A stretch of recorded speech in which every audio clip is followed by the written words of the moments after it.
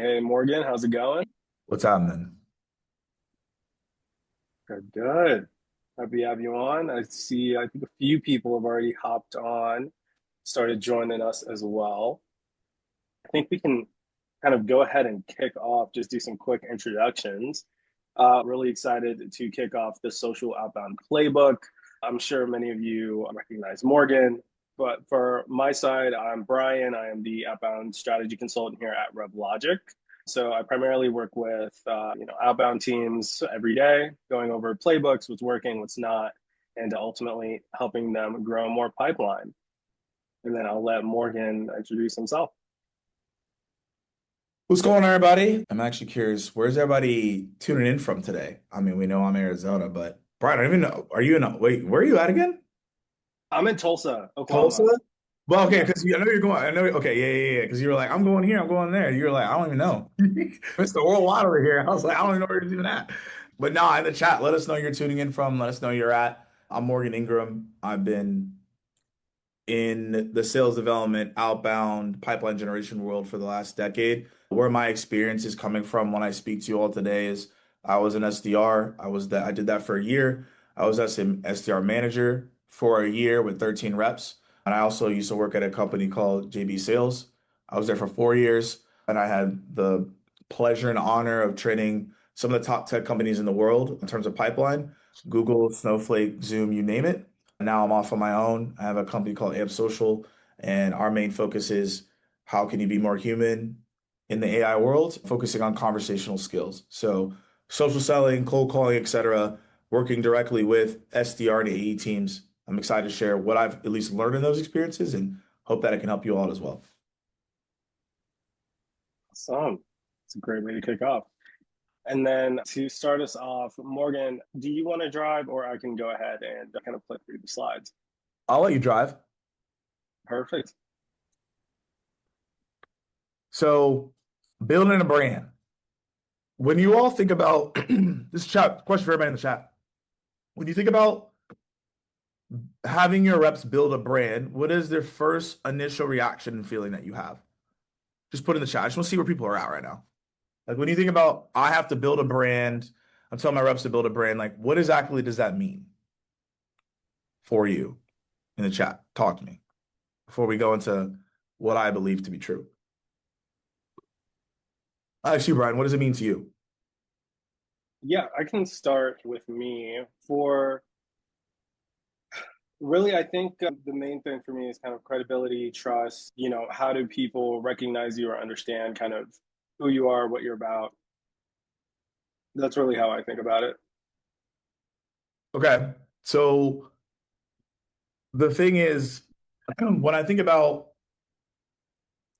this notion right here, is it's not about them being influencers or them doing these certain things, right? That's not inherently what you want to happen, and that's not what you want them to do. The goal is that you want them to be a curator, not a creator. And what I mean by that is if you have people on your sales team, ultimately at the end of the day, what you want them to focus on and what you want them to do is to create more presence and awareness in the market so it's easier for them to get responses. But that doesn't indirectly mean that they need to go viral. That doesn't mean they need to be an influencer. That doesn't mean they need to do all this crazy stuff.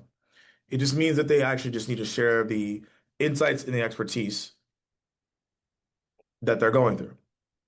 So, what I would tell you all is you want to focus on the curator ability of that, and that brings in trust, that brings in credibility, which makes it easier for you when you send out messages and things of that nature.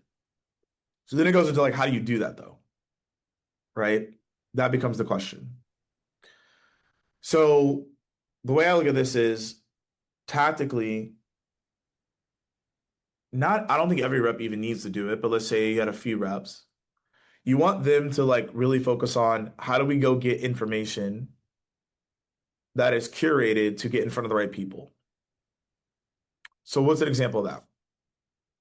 Let's say you were to go into any LLM, Claude, Gemini, etc. I would tell you all to create a way that you can see all of the blogs, newsletters, press release, it doesn't really matter. All the information in the industry that your rep can then use to tactically start building the content to get in front of those people. Because all you're looking to do is to be effectively a curator by providing insights on what you've learned.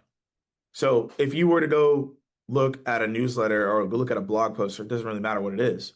We're just taking what are the highlights from this blog or newsletter that effectively at the end of the day is these three highlights you learned. So as a rep, your rep is more prepared, they have more insightful. And then also as well, because they've learned more, they're going to be better at their job. And then now they're also sharing this with insights with people as well. So these are things that I would recommend for people when you're looking to buy trust and they're looking to check your profile. These are things that you want to focus on as well. Right? So then it goes into this, right? When you're looking at creating content for your team, it's not about just giving them content and reposting. I think one of the biggest mistakes that people have is when they go and look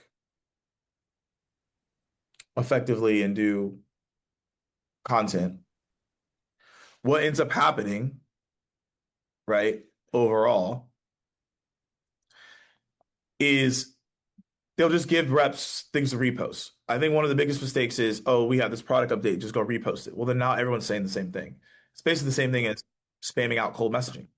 So when you think about the branding side of it and building credibility, you want to think about what are ways and who are you talking to create that relevancy. Now, the thing with brand though is that this does take time. This is not a quick fix thing. That's why there has to be both happening in terms of what you're going to talk about. There has to be the pipeline, and also at the same thing, there has to be content going because content is going to take time, minimum 6 to 8 months for you to see real impact, to be honest. That's why we're still doing the cold at the same time. But the goal is once you have both going, you're going to create relevancy, familiarity, replies, and all this stuff compounds. I would tell people to start, you really want to focus on 2 posts a month and then go from there. That's what I tell people. So that's like the mindset that everyone needs to have when you're thinking about getting attention. Now, the question becomes, how do you get attention? Right? What does that look like? So, Brian, I'm going to share my screen. I'm going to show 2 things that everyone can start that can start like tactically doing stuff, right? So, again, for everybody listening in, I'm assuming you are either a salesperson, a sales leader, or you work with salespeople or a sales leader. So there's 2 things here that you want to take in consideration. So a stat here that's pretty wild is 87% of people view your profile before they take a meeting with you. Pretty crazy. So we got to make sure our profile's legit. So I'm going to show you a couple things that are very important. Now, people's profiles don't have to be like mine, but this is very important for all of you to look at for your reps. Number 1 is this, the headline. It doesn't really matter if you create really good content, have good messages, or send good connection requests. But if you don't have a good headline, things will not go the way you want it to. So when you create a headline, the main thing that you want to focus on is how do we make sure that we have a headline that directly correlates to the people we're talking to. So as you see right here, I'm making it very clear. Hey, I make sales human and AI world, more pipeline. I do these coaching and workshops. It's clear. What I tell people is if you have SDRs and AEs on your team, you don't want to put SDR and AE because guess what? The last time I checked, most buyers aren't pulling up and saying, oh yeah, I'm super excited to talk to an SDR today. That's not happening from what I know, bro. I don't think that's happening. No, I heard it said no buyer ever. Yeah.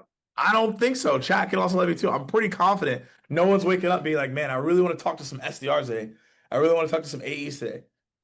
That's not occurring and that's not happening. So, but a lot of people, if you were to look at their profiles, they have this in their profile, which is actually losing out on acceptance and connection requests, losing out on opportunities to get meetings. And we want to change that. So that's like number one, big change. I'm going to skip down to something more important, which is actually the featured section. So when you think about creating content and you think about people coming to your profile, we want to make sure our featured section speaks to the buyers that we're looking to actually talk to. So as you see this here, I have a testimonial of my services because I sell services, but if you sell a product, there are three things that you want to put down here. And I'll put them in the chat so everybody can see them. Number one is you want a case study. Similarly, here, this is like my case study because someone posted about it, but you want a case study. Two is you want a blog, maybe. And then three is maybe like an asset or, maybe it's like a webinar, a landing page or something like that. One pager. Yeah. The featured section is very important because, again, if 87% of people are viewing their profile before they take a meeting with us, according to LinkedIn, I didn't make that up. LinkedIn said this. So we got to believe LinkedIn, right? Then what we know to be true is we need to put something in the feature section so people can see it. At maximum, three things.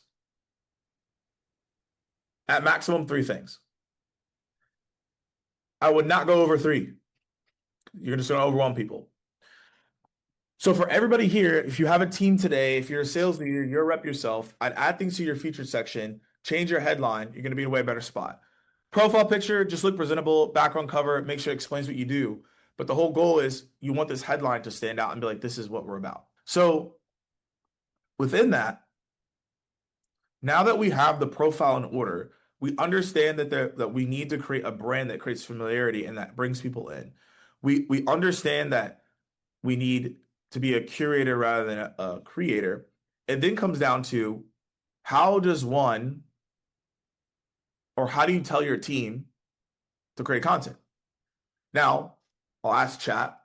Brian, I'm going to ask you and then I'll answer the question. For chat, for people in here, do you find that you need to create content, yet you struggle with the process of creating it or curating it, and that ends up being the blocker of you not doing it? So that's the question I have for the chat. But Brian, also talk to teams. You're probably like, hey, your team should be doing some content, but they're probably like, I don't know where to go. I don't know what to do. What are you hearing? What are you seeing?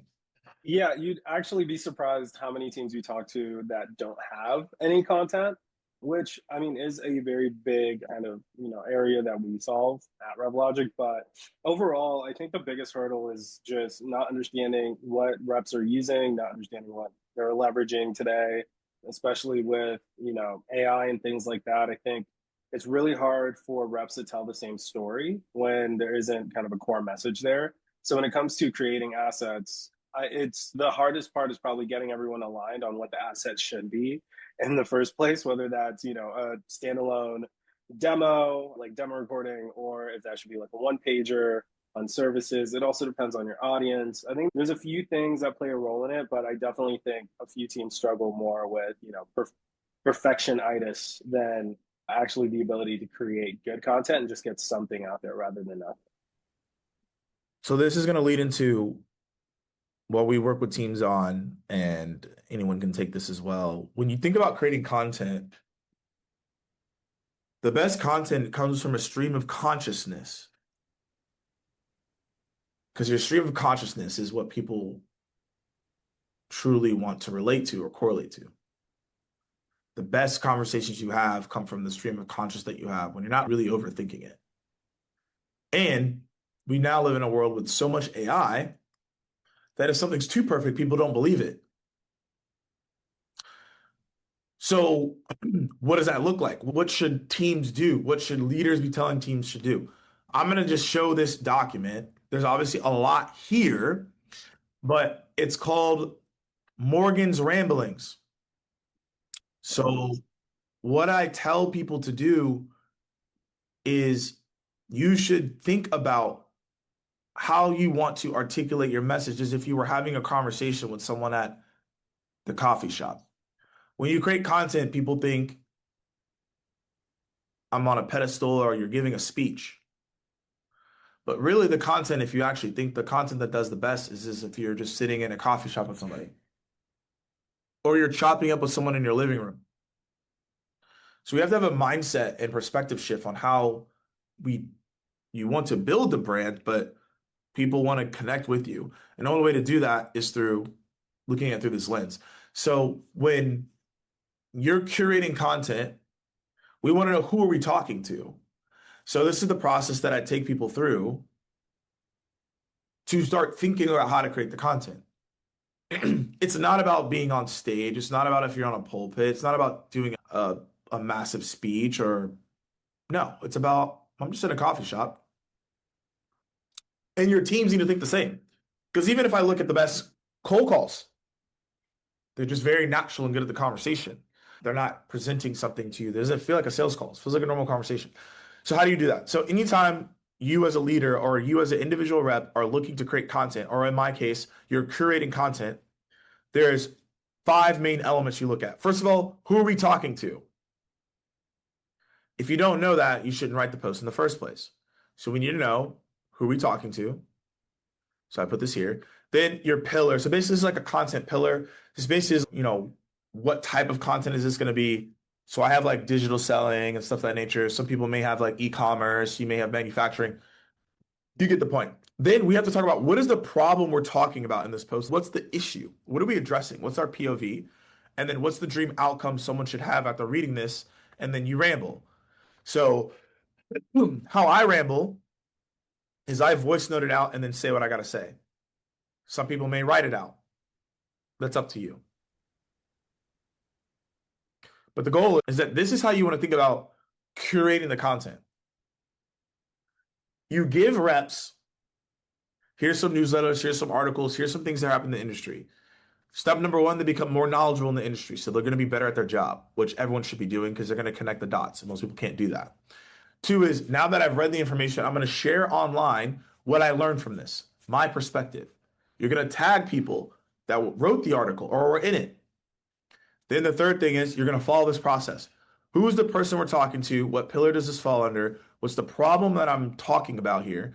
What's the outcome of this? And then I'm going to ramble. And then this is where you could easily, obviously, put this into AI and have it fix it up for you. But again, this is the human layer first, rather than just saying make a post up and you don't have context.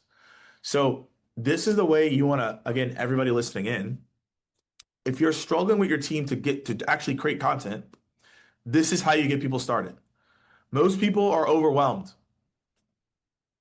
with new information, new ways to do things. They're overwhelmed. I'm giving you a way for them to not feel overwhelmed. People, again, have natural conversations. So you just need to tell people to have conversations about things that they should be learning anyways that will make them better in their sales career. We share that out online. And then over time, that's how you build relevancy. Because all you're looking to do is impact or speak to one person that is this persona, and then that builds up over time. So obviously, if people have questions on these in the chat, Q&A, drop them in. But that's how you want to think about it. Brian, that's the lane where I find most people in content where they miss is that they're trying to create something new or they're trying to repost Mhm. stuff that the company had. But then again, everyone already knows that isn't you. It's not your Yeah. perspective. So people are just going to ignore it. And then now we have a worse issue. And So I think something else, yeah, Morgan, just to double click on that, I think something else that people forget is that human context layer. Even if folks are, leveraging AI, especially as it becomes more and more popular, the context that you give it gives such a better output. So having kind of that trailing, existence of thoughts and outlines is really just going to make the AI output so much better on top of that. 100%. Cool. We'll get back to the slides, but I want everyone to really think on that. Don't go AI first. It's kind of my thing. Don't go AI first. And then again, we talked about this.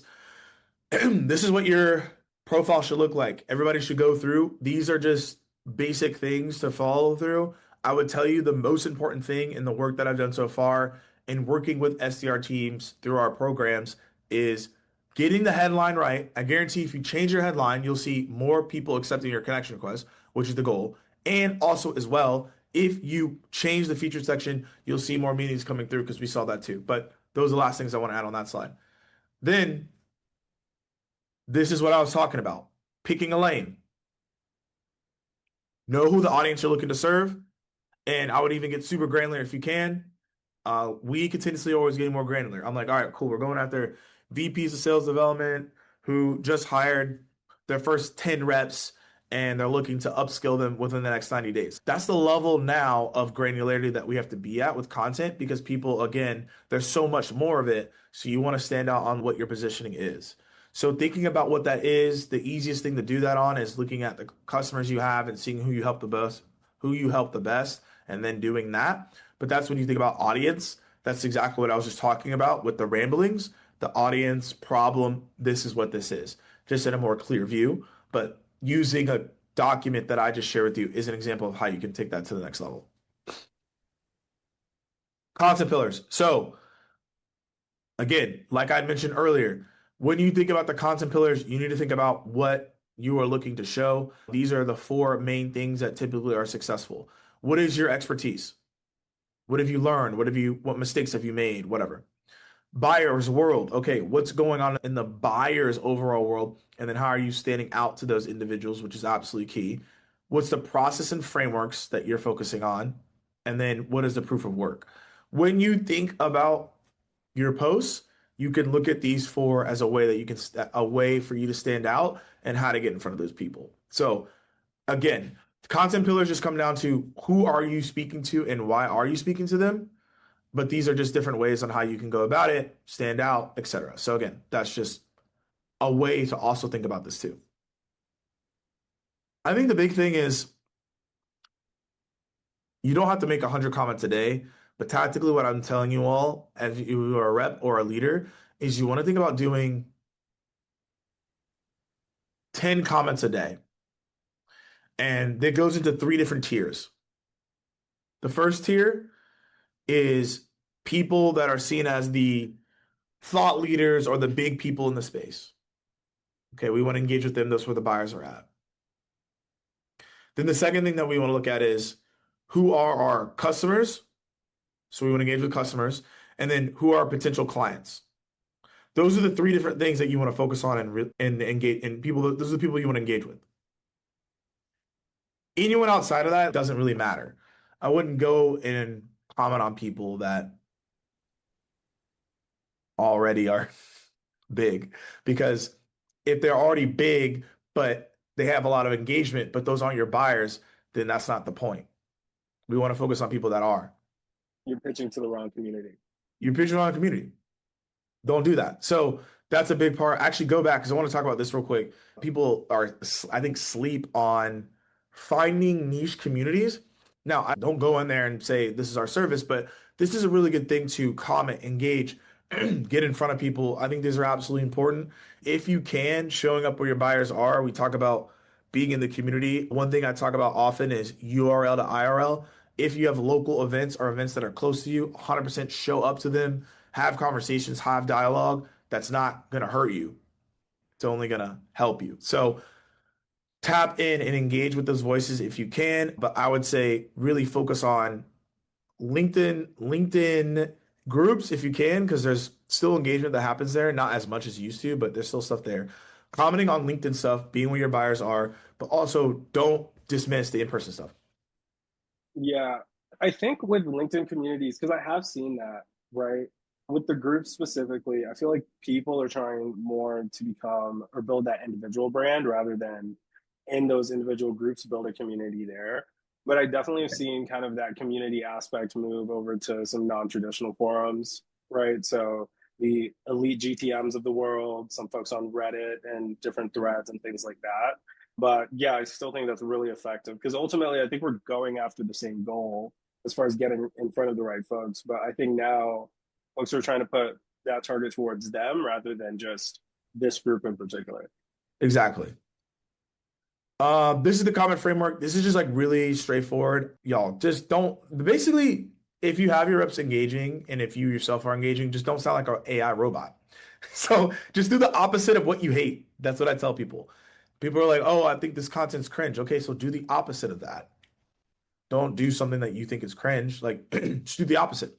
So in the comment framework, yeah, you basically just want to focus here and observe what's going on and ask a question on it. Nothing crazy. I think the biggest thing is when we look at what we said earlier, you're creating the content so that your buyers are more likely to be like, okay, I know who you are. Because not everyone is going to come to you. Sometimes you do got to reach out, right? I believe both is the way that we're going moving forward. So if you're going to create the content, obviously it creates a level of presence and attraction. And based on that presence and attraction, you're not going to get the right people. Again, being a curator rather than a creator, I showed the steps on how to do that. Any team can go out and do this. It just comes down to the execution and also the patience of it working. Because then once the context lands with the audience, it's going to make it easier for you to reach out. Your sales calls will be easier, and we go from there. So now the handoff to you, Brian. We're going to get into like the actual tactics of the outbound, but that's for everybody in the Mhm. beginning to think about. That's how you think about the content per se. That's how you set it up.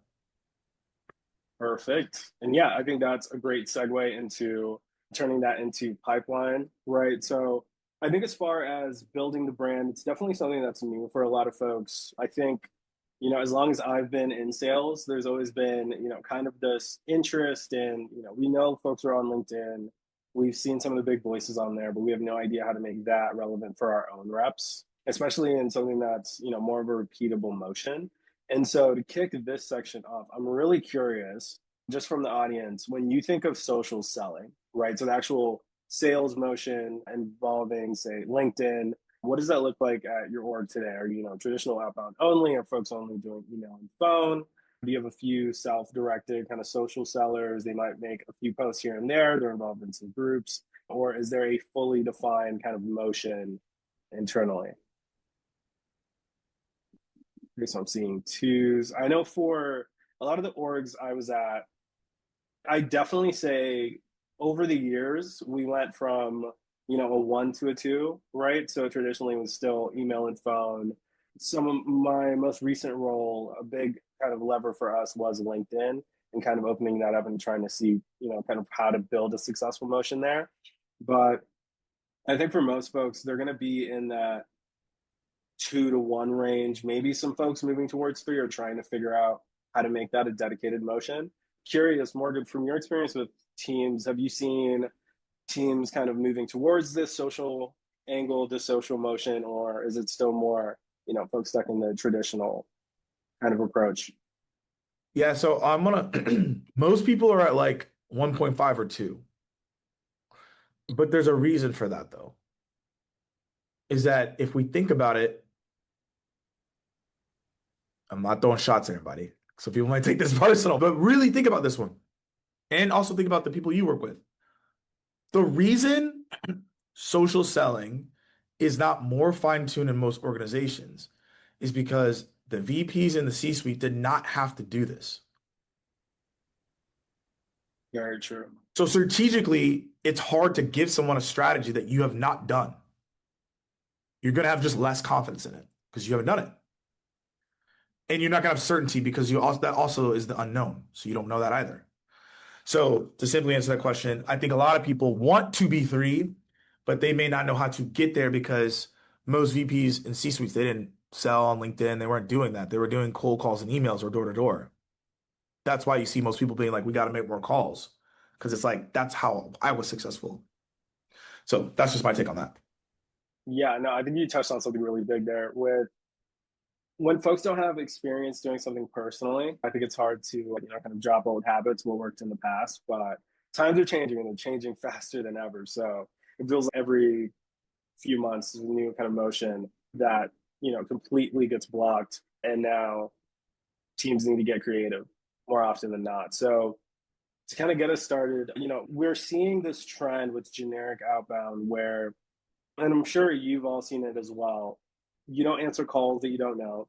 You're not, responding to emails if they feel at all salesy, right? And so this delete reflex that everybody has, appeared to have grown in the past year or two has been a really big problem for outbound teams because so many folks, kind of like you said, Morgan, are used to that traditional kind of outbound flow, mass messaging, whoever it's relevant to will respond. And that's how a lot of teams grew for a long time. Is just our product is so new, our product is so, you know, great. Nobody's going to have a choice but to book a meeting. But now we have so many amazing products. We have the ability to build amazing products in house with tools like AI and things like that, that we're seeing less and less buyers really having that immediate kind of jerk reaction to check out the newest and greatest tools because they know in 3 months, 6 months, a year, there's going to be another, flashy toy to play with, right? And so 73% of buyers have actually kind of gone to the dark side, as we would say as sellers, where they don't want to work with vendors who send irrelevant outreach, right? So we don't want, for example, if we're using Google for our Gmail and we're getting consistent, kind of emails and things about all the latest products and things like that, that we're not necessarily interested in, and it's not kind of the main reason we're using that vendor. A lot of buyers are just kind of not interested in that. They don't want to be upsold to. Nobody wants to feel like they're sold to anymore. And even now we can see with outreach, their data shows that the average sequence email reply rate now is down at 2.9%.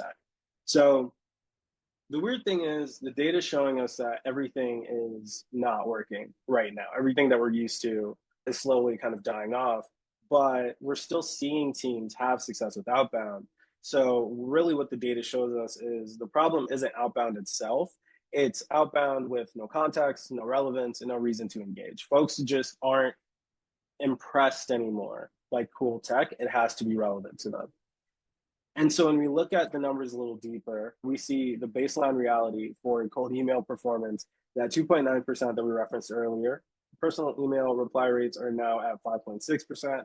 Social outbound performance, on the other hand, which is this very kind of, it's a big transition that I feel like most teams are really focused on now. They've seen it work. They're seeing other sellers and other people building these brands online. And so they're curious to see how they can repeat it in-house, which is some of the conversations we're having with teams now. And we can see why from the data, right? So the standard in-mail reply rate that's coming from LinkedIn is 10 to 25%. And then the connection request with a no acceptance rate is 20 to 25%. And we're going to go through some examples of, what's good, what does good look like, what does bad look like, et cetera, et cetera. But to really kind of, lay the groundwork here, this is the data that we're seeing today. And so with that in mind, if you're a leader and you're thinking, okay, how do I get my team to understand, what is a trigger, how to build that bridge, right? So how to connect with a buyer on LinkedIn in a way that doesn't make them feel like they're being sold to and start an organic conversation.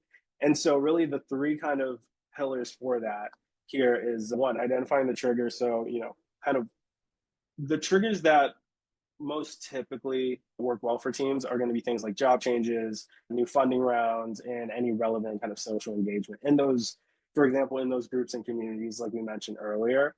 And then the way that folks are building that bridge is they're connecting what they're seeing to their own unique POV. People don't just want cheerleaders, right? You don't just want somebody to say, hey, I saw you post that thing. That's so great. That's awesome. They want to understand, why should I have a longer conversation with you? Are you just telling me what I want to hear because you want to book a meeting with me and you want to sell to me? And so really we want folks to focus on, what does your POV matter to their business right now? And then to actually start that conversation, we're going to start with context-led messaging. That's right. That earns the right to a message or a reply back. Right. And so really what that looks and why most teams fail is because it's not part of, say, their operating rhythm, right? They don't have a workflow, so they have no idea what messaging should look like. So they treat it as a side activity between emails and calls. There's no kind of shared story across all the channels. So all of your messaging is ad hoc. There's no inspection by managers. So there's no one there to tell them what's good and what's bad. So there's no coaching, there's no consistency, and there's ultimately no conversion because nobody's watching their work. And then there's no attribution. It just kind of becomes company activity instead of a pipeline channel. It's just something that the reps do on the side that's not seen as a major focus for leadership. And so actually, before I move on, Morgan, I'm curious to get your thoughts on kind of how you've seen leaders react or kind of think about their teams leveraging social media more, like LinkedIn more, to get attention, to earn the better kind of attention from buyers on socials. Yeah, I think the thing that people what happens is that people will be like, well, we want to use LinkedIn, but we can't track it, so we don't do it. And I'm like, okay, but there's still opportunity if we can't track it. Like we still want to be able to do stuff, right? So I think that's one main thing I hear is like a hesitancy. I think the other thing is what do we say? What do we do? We don't want to be like spam. I just say at the end of the day, the reason that we do outbound touches is to create familiarity, right? So I tell them this is another channel and another opportunity to create familiarity where if you call someone or if you send someone an email, they have a high likelihood of responding because at least they've seen you. So that's what I tell people to lean in, but I see the friction of people being like, well, I can't track it. I don't know what's going on. It's like, well, no, this is going to create familiarity over time. If your team is executing, you will see the output in the other directions. So that's what I would say. Yeah, I don't think that long-term kind of planning fits into a lot of the kind of rigid, kind of quota structures Yeah. that leaders are used to. So it's definitely a big change, but it doesn't need to be hard. Really, the main thing is identifying what you're looking for, what good looks like, and then how your team responds. So an example of what you're kind of looking at is going to be those context triggers. So hard triggers, new funding rounds, strategic hiring. They're bringing on somebody from, say, a larger, more mature org into a position of leverage or a leadership position within your kind of target vertical. Usually means that there's a big change coming, or they're looking to make some larger changes moving forward, job changes and promotions, and then mergers and acquisitions activity, right? And then those softer triggers are going to be things like LinkedIn posts, article comments, podcast appearances, and event attendance. And so where to listen, and we kind of covered this a little earlier in Morgan's section, but we're going to look for LinkedIn activity, account intelligence. This could be for teams using LinkedIn Sales Nav or any other tool. Really just understand what's happening with the business, peer communities. So that's going to be LinkedIn groups, Reddit, really anywhere where folks within that vertical really share kind of best practices. And then company news just to keep a pulse on what's going on there. And then to give you an idea around relevance and kind of the formula to build that message or that initial message, really the three things that you're going to want to have, or the two things that you're going to want to have, is your context. So the specific observation or trigger that earned the right for you to reach out, and then your unique POV on why that context matters to their business right now. And then relevance, is it timely, specific, and worth responding to? And so really when we're looking at, how to build that message, part one is really just the why now. Reference whatever you saw, whatever that trigger was. You want to reference it early. You don't want to bury kind of the reason you reached out later in the message, especially if it's not going to be something that they're going to be able to immediately see, kind of like a subject line or a first sentence in an email. You want it to be relevant to them immediately. Your second part is going to be that part two is going to be that so what, that POV. So you're going to want to connect that context to your unique perspective and why it matters to their business. And then part three is the what's next, right? So what's a really low friction ask that keeps the conversation moving forward without, sounding like you're driving to a demo immediately. You don't, have any rapport yet built with the person. And something that I've seen work really poorly is just kind of jumping the gun and asking, hey, I saw this post that you put up. I'm very curious, kind of how we can best support your team. Let's get you a 1 hour demo, right? That's a massive time commitment. I know for a lot of the teams that, we're reaching out to You'd these say days, one hour? 1 hour. That's usually how long demos are. Oh no, the thing is, yeah, if someone's sending that as a CTA, that's crazy. That's Some wild people work. don't Anyways, I have to interject. That's a crazy thing to say to somebody. some people don't qualify. All right, it's straight to the demo for a few folks. But yeah, no, I think we kind of forget that when we're asking for time, or when you're trying to, kind of get a conversation moving forward towards a deal, it is a big commitment for the other person. And so that's why it's so important to have relevant messaging, which I think we all understand to a point. But I think the CTA is definitely where folks kind of lose out the most. because how you're asking them for that time matters a lot more than what you're actually asking them for. And so I got some examples. I got an example here. So a trigger in this example is going to be a VP posted about falling reply rates and the company is hiring new reps, right? So I'm seeing that as a rep. I want to reach out. And my first connection request with a note is going to be, hey, Sarah, saw your post, wanted to reach out. We help B2B SaaS teams improve outbound and book more meetings. Open to a quick chat next week. That could be sent to anyone. There's no context, there's no point of view. It's really just kind of, if you were on the receiving end of that, or if I was on the receiving end of that, it just kind of feels like you saw my pain and you're kind of just jumping at the chance, right? To have me buy your product or, buy your services without really telling me why it matters or, kind of what you're going to do differently than what my team's already done. Versus the good message, which is, hey, Sarah, saw your post on reply rates dropping. We're seeing teams use social outreach to create warmer conversations. Worth comparing notes to see, and seeing if this could help your team. That's a lot warmer. We're specifically calling out what was in her post. We have a clear POV. We want to talk to her about social outreach, create warmer conversations. And the CTA is literally, let's compare notes and just see if we can help your team, right? Or see if this can help your team. So if Sarah is looking at both messages in her inbox, she's a lot more likely to go with the second answer or move forward with the second answer just because it doesn't seem like she's immediately trying to be sold to. And so when we think about kind of what this handshake looks like, from a kind of zoomed out view, really you want to use LinkedIn and social media as the context and the earned attention. What did you see? What was the trigger? And then once you get from that original message to, someone where you're able to give, say, a longer breakdown of your services, what you offer, and kind of what makes you different, that's going to be the email, the formal proposal. And then ultimately, the goal is to end up here at the human connection. You want the meeting, right? But the way that you get to this meeting, if it starts here, it's a lot warmer. It's a lot easier. Your no-show rates are going to go down. Your conversation and relationships with these prospects are going to be real and not just, based on a one-time meeting that they may or may not show up to because you happened to call them on a Thursday and they were free to pick up and they were interested in that moment. But yeah, this workflow and really kind of the handshake across systems is something that lands really well for teams because it just allows you to build such a better relationship with the prospects that you're reaching out to. And the whole time it feels less like a sales process and more like a conversation.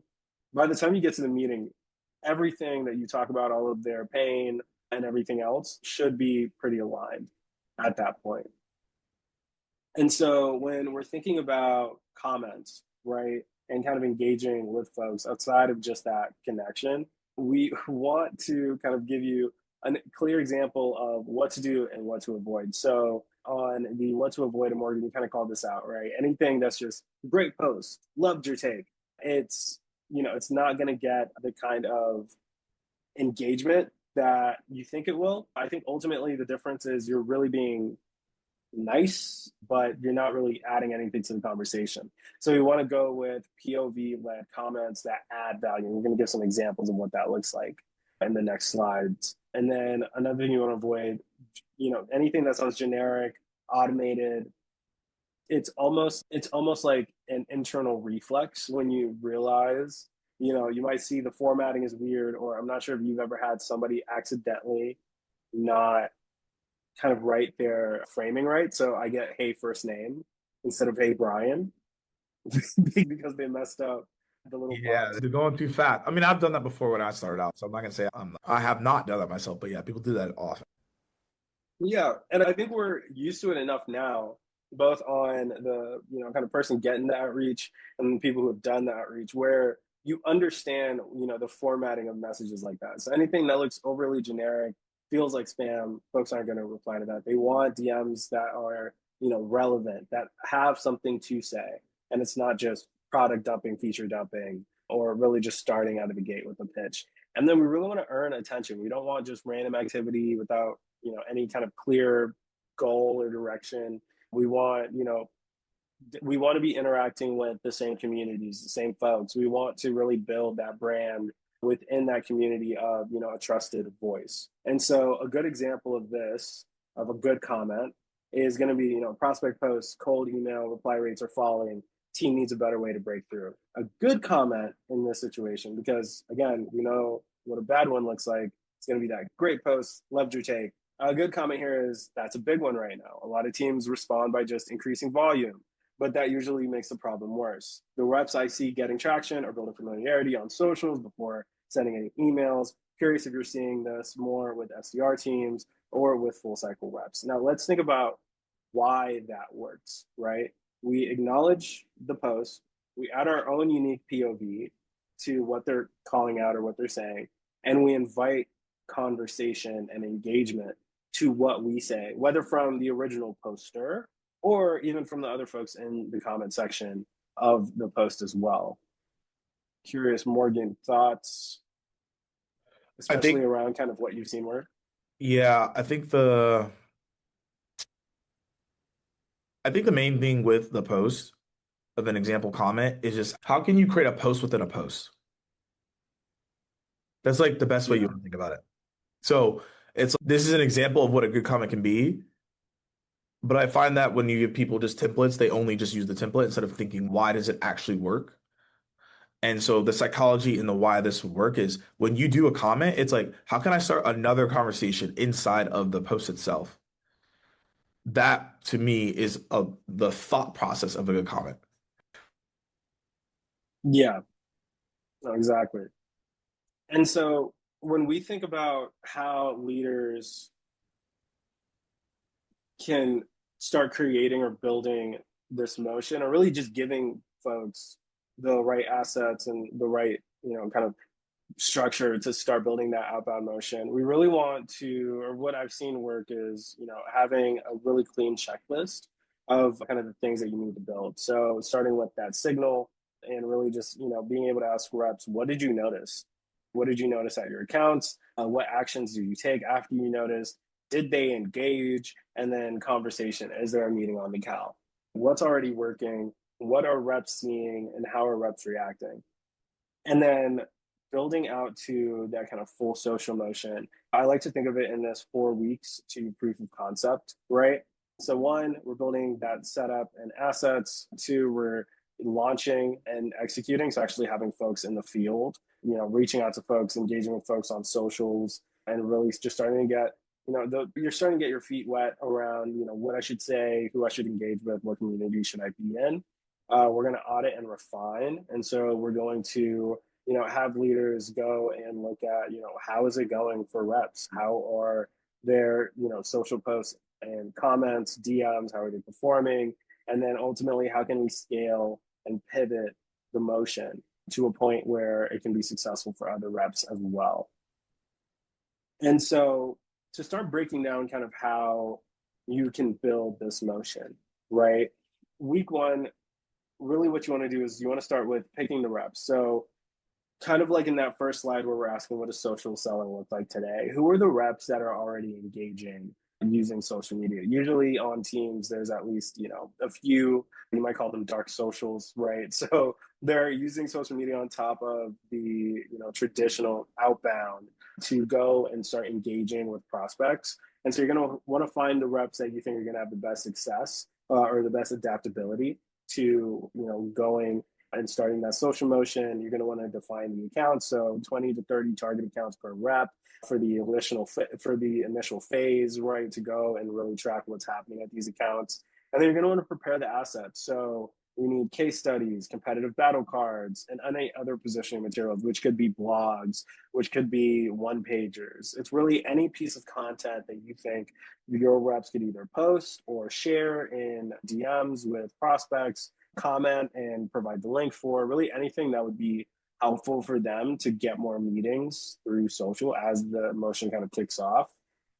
And then for week two, the actual launch, we are a big fan of PG Mondays, as some of you may know. And so you're going to want to go live. What we've seen work the best is daily 45-minute social blocks. So actually blocking off your calendar, if your calendar looks anything like mine, it is busy. And so you need dedicated time to actually go have reps go out, go on LinkedIn, go on Sales Nav, start doing the research on, kind of where all of leadership at these accounts is engaging and really where you can get in front of buyers. You want them to start sending those context-led DMs and comments. So you're going to want to see, what are our buyers commenting? What are our buyers posting? What can we comment? Right? How can we get engaged? And then you want to have that initial inspection to make sure that everything looks right. We're getting the engagement we want. And you're really wanting to kind of track if there's any, kind of blockers or anything that's coming up objection wise that you can get in front of. And when we're looking at optimizing the process, really the best way to set your team up for success is having that live coaching. So being able to review, real-time performance of DMs, comments, and really sharpen that, unique POV delivery. We don't need a full email in LinkedIn comments or DMs. Traditionally what works well is shorter, more personable messages. So you don't want anything, especially anything that sounds very AI. I think LinkedIn gives us a unique opportunity because folks are on it whether they're at work or not, right? It's really the only real, kind of social media that you have from a corporate sense. And so being able to get in front of them early, get in front of folks with, something that sounds human and just having a conversation, almost like you ran into them at, say, that coffee shop or a networking event is very helpful. You're going to want to have those feedback loops built out. So identifying common objections and refining the messages for those higher conversion rates. And then ultimately, you're going to want to track the conversion lift. What's the initial impact? How does this compare to that traditional motion of just email and phone? And then ultimately, how does this move kind of those baseline numbers against those baseline numbers for traditional outreach? And then ultimately, or finally, you're going to get to scale 4, which this is probably the funnest stage. So if, the POC is going well, we are, getting opportunities, we want to review the lift, analyze what is working in these conversations. What are the differences between LinkedIn and email? Why are folks, replying, say, here, which might be, also the same folks that you're trying to reach over email, and you're only able to get them to reply or book a meeting over socials, which, we've seen happen a ton just because that is a more natural channel for folks. And inboxes tend to be a lot more crowded than messaging DMs. And then we're going to want to look at decision points. So determine if the motion is ready for the full team. If you're getting the ops that you need, if the motion is having this kind of success that you're wanting, then you're definitely going to want to, kind of plan what that rollout looks like. And then ultimately scaling. So finalize the playbook, have all of the materials and the training assets, which are just going to be built off of the assets you gave the original team who was doing the trial, and really build out an onboarding and training process for folks to go out and start leveraging socials and LinkedIn. And so ultimately, the playbook, when you really boil it down, is you want to shift to social listening, have your ear to the ground, understand what's happening in your book, in your market, in your communities, source real context, right? So having something that is relevant to talk to prospects about, or ultimately, have in your initial message. You want to reach out with your unique POV, whether that's comments or direct messages. You want to be able to give a unique perspective or a unique point of view on anything that you're sending out, just to start that organic conversation. And then for leaders, you're going to want to inspect and coach this weekly. So because there is a lot more opportunity for, consistent communication, consistent conversation, we've seen that, any social engagements, they usually move a lot faster just because people always have their phone on them and they can be on LinkedIn even, after business hours or work hours. So make sure you're coaching and inspecting weekly. Make sure that, you're building out assets as your team needs them, and you're really giving your team everything they need to be successful. So that is the end of our slides. I know we've got just a few minutes left, and so I'll open it up for a Q&A. We've got time to squeeze in one or two. Really curious, kind of after seeing this, how is everybody feeling? Is this something that, aligns to kind of how you've been thinking about social outbound or the process that you really want to build in place? And then Morgan, I'm curious if you have any kind of final thoughts on how folks can build out this motion, and then ultimately, how they can make it repeatable. Yeah, I think the main thing is you have to find. So, Josh, it's actually related to Josh's question. Perfect timing. It's actually not more about encouraging reps to stay motivated. It's about finding the people who are committed already. If you find people who Yeah. are committed and you say, hey, look, you already committed, you already are motivated, I would tell those people first to focus on these activities we just mentioned because they already are committed, they're already motivated, so you don't have to worry about that factor. If you focus on people who are committed and motivated already and give them this thing, this strategy, when they're successful, other people will be motivated because they're going to want to know why the other people did that thing. So I just focus Mhm. on the people that are already committed and motivated. Because if they Yeah. do the thing, then other people will be motivated because they saw those results. And I just tell people, hey, this is just what this is going to look like. Because I already want the people who think long term. You just want to Yeah. convert everybody else. But the only way people are going to convert to that is they got to see other results. That's my take on it. Exactly. Yeah. I think I had this leader once who talked about this thing called the impulse curve, which was nobody ever wants to be the first, nobody wants to be the last, but you want to get No, folks to a point where when they see the results and they hear the pitch, then it's almost like an impulse to at least learn more. Right? exactly. Not necessarily buy, but you definitely want to build that interest there. Yeah. And I think something to keep in mind too for folks is a lot of this, we walk through it in a very kind of manual sense, but there is the opportunity with, kind of different tools out there, and like the Dripifies of the world, where you can automate a lot of that, kind of social outbound to the actual messaging and process like that. And so there's a lot of different ways to do it.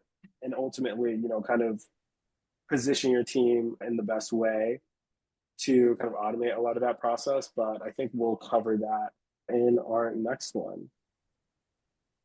But awesome. Well, I see we're at time. Thanks again for everybody who was able to join us. Thanks again, Morgan, for spending the morning with us, kind of walking through this. And I look forward to having everybody on the next one. Honestly, Brian, pleasure. Hope everyone else has a blessed rest of their day. Perfect. All right. See you, everybody. Cheers.